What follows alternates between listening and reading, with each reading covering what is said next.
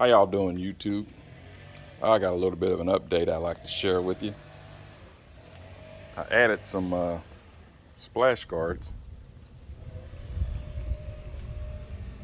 to the car yesterday. Relatively simple to put on.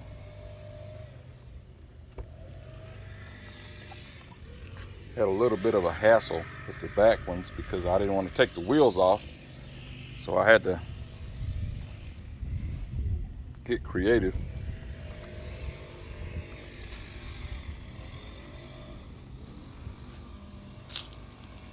Took a Phillips screwdriver and bent it so I could get it in there to make it fit, to break loose the old bolts and to put in the new bolts. But I think it came out okay.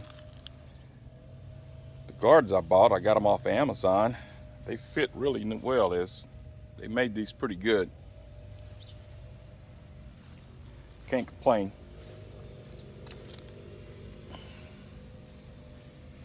You can see where I did the chrome delete the other day. I like how that came out. I did the front lights as well. Well, the chrome above the front lights there. My next little thing I'm probably going to do is something with this emblem. I'll let you guys see that when I'm done with it, whenever I get around to it. That's about it.